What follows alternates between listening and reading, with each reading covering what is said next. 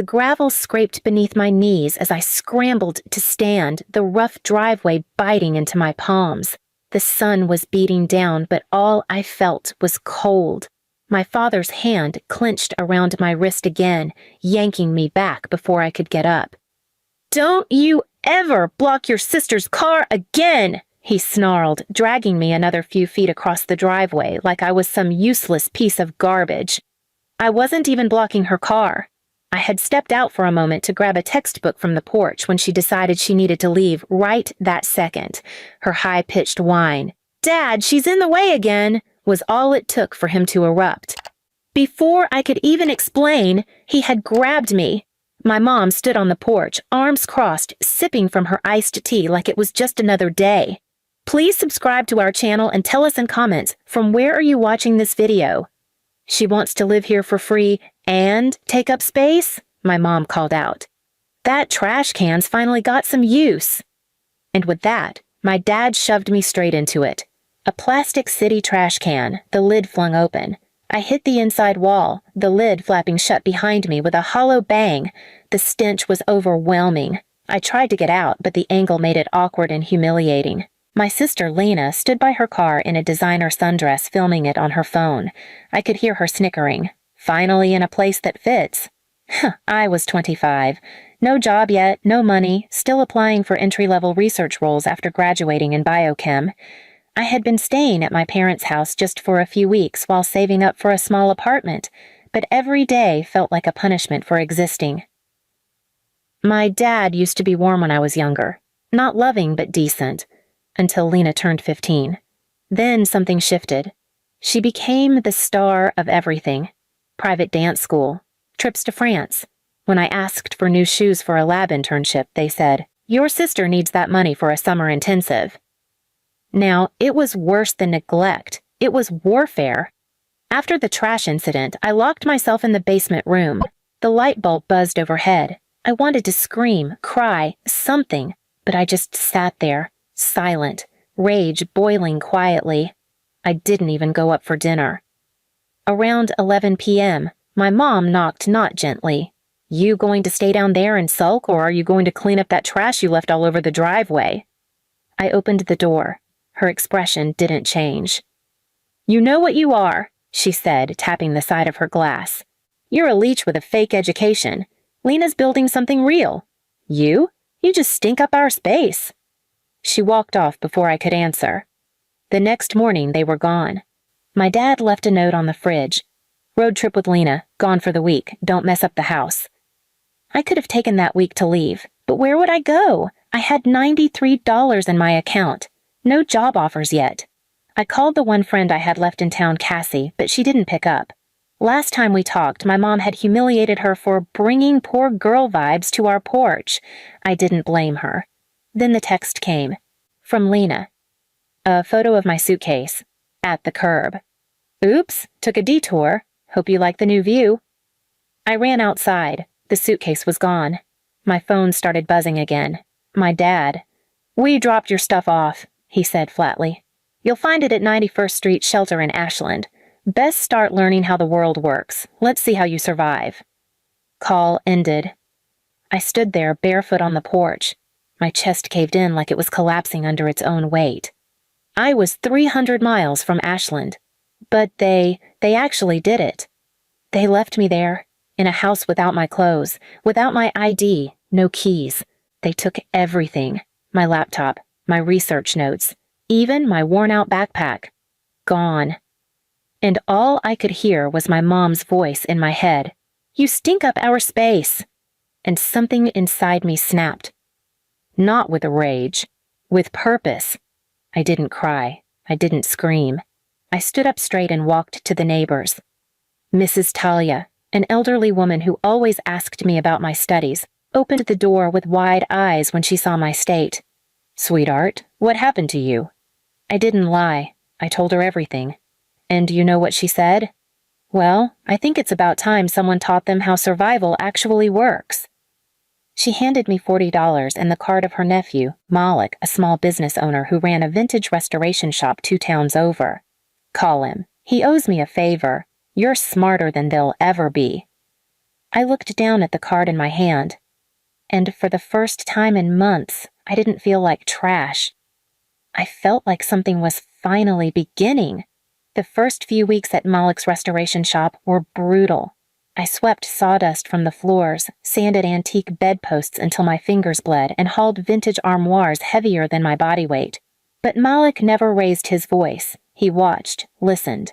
And when I finally handed him the reupholstered bench I'd worked on for 2 days straight, he simply nodded. "You've got grit," he said, "and that's rarer than talent." He didn't know what those words meant to me. I hadn't heard anything close to praise in years. I used the tiny stipend he gave me to buy a used burner phone and one change of clothes from a thrift store. I slept on a cot in the back room, kept my head down, and worked. Every night, I read up on design specs and wood staining techniques like my life depended on it. Because it did. By the 3rd month, Malik handed me a client of my own, a wealthy widow who wanted her late husband's roll-top desk restored. When she saw the final result, she cried. "I haven't seen it shine like this since our wedding," she whispered, running her fingers across the polished oak. She paid in cash, more than I'd made in 2 months combined. I stared at that envelope in the alleyway behind the shop, breathing in the cold air. I wasn't just surviving anymore. I was building something. Meanwhile, my family hadn't called once. Not to ask if I was safe. Not to ask if I needed help. Not even to gloat. They had written me off like bad credit, no longer useful to their performance of perfection. But I hadn't forgotten. One night I Googled Lena. Of course, she had a public Instagram. Her latest photo? A luxury picnic set up in our backyard with champagne flutes and captioned, "When dead weight finally disappears, life tastes like rosé." The rage I thought I buried, it came back, not with chaos, with clarity. They were flaunting my disappearance. They celebrated abandoning me. I decided I wouldn't just survive. I'd eclipse them. So I went to community college night classes part-time, grinding for a 2nd degree in carpentry and design. By year 2, I had opened my own Etsy shop, reclaimed furniture, full restorations, and custom pieces. People loved it. Within months, I had clients across the state: interior designers, real estate stagers, even TV set decorators. My name? Not the one they gave me. I went by Rue Hart, a name I gave myself. No one knew where I'd come from. No one needed to. But that all changed one day when a familiar last name popped up in my inbox, Martha Brenton. My mother. She had no idea she was emailing me. The subject line? Inquiry for custom dining table urgent. I almost laughed. She wanted a custom piece for some real estate gala Lena was throwing in our old backyard, a fundraiser. One that required a statement centerpiece. She wanted a designer with grit and authentic vision. I took the job. And I made sure the quote was double my usual rate. They accepted without blinking. The delivery day arrived. I hired a driver. I didn't go. But I included a letter, folded neatly under the table's glass centerpiece. A letter only they would understand. And what did it say? Not revenge, not rage, just truth. You dragged me across the driveway like I was nothing, but I turned your driveway into my launching point. This table is the only piece of me you'll ever afford again.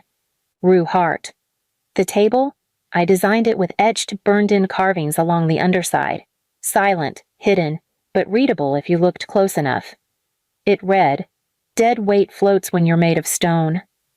I heard later from Malik, who delivered it, that Lena nearly fainted when she read it. My mom? Apparently, she locked herself in her room during the gala and never came out. And my dad? He stormed out of the event, yelling about traitors and ingrates in front of 30 guests. It was perfect, but I wasn't done yet. I had one final move, and they'd never see it coming. The following winter, I got a letter in the mail with no return address, just a cheap envelope, sealed unevenly. Inside was a photo of my childhood home. For sale. The caption said, "Foreclosure pending." I stared at the worn-out shutters in the image, the same ones I used to paint every summer while my dad shouted corrections from his lawn chair. That house had been their temple, the altar where they sacrificed me to preserve their image. They were losing it. I didn't smile. I didn't laugh. But something inside me felt still. A week later, Malik sat across from me at the shop, sipping tea while I sanded down a walnut table. "You're gonna help them?" he asked quietly, like he already knew the answer. "No," I said. "I'm going to give them one last thing to cherish." The auction day came fast. I didn't attend it. Instead, I sent someone else, a young couple I'd helped months ago. I'd restored their storm-damaged furniture for free when no one else would touch it. They'd just had a baby. Struggling, kind people. They went in my place. And when the gavel fell, they won. The house, my prison, was no longer in my family's name. But that wasn't the revenge. That was just the shift. The revenge? It was what I did next. I asked the couple to wait 2 weeks before moving in. Just 2. Then I printed an invitation. On fine embossed cardstock. It read, "Open house celebration, a new beginning for 27 Birchwood Drive." I hand-delivered one to my parents. I hand-delivered one to Lena. And I stood across the street when they pulled up on the day of the open house, expecting maybe a reconciliation, maybe an apology party, maybe even a chance to reclaim what they lost. Instead, they were greeted by a handmade wooden sign in the lawn.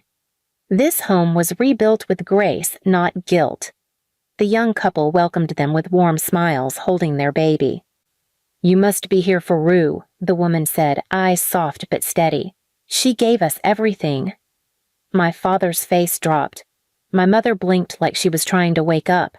Lena turned red with confusion. I stepped out from behind the hedge. No makeup, no designer clothes. Just overalls, my stained work gloves still on, a clipboard in hand. They froze. "Why?" my dad finally barked. "You gave them the house? After everything After everything, yes," I cut in. "I gave it to someone who would never use the kitchen counter to bash my face, who would never scream at me from the staircase, who would never drag me across the gravel just to prove they could." Lena stepped forward. "You think this makes you better?" "No," I said. "This makes me free." She scoffed. "You could have helped us. You should have. You were our daughter." "You threw your daughter in a trash can," I said, smiling faintly. "You don't get to act shocked when she becomes recyclable."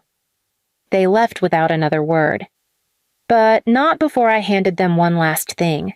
A wooden box, simple, polished, my final craft. Inside, a crushed soda can, an old photo of me in the trash, knees bloody, and a note that read, "You taught me what worthlessness looks like, so I gave it back." I never saw them again after that day. But once, maybe a year later, Lena emailed me under a different name asking for a commission. I declined and blocked the address. Now I build custom pieces for people who know value, not just price. I use my name, my hands, my stories. Not for revenge anymore, but because I survived what they tried to destroy. And I made beauty from the broken wood they left behind. Please subscribe to our channel and tell us in comments, from where are you watching this video?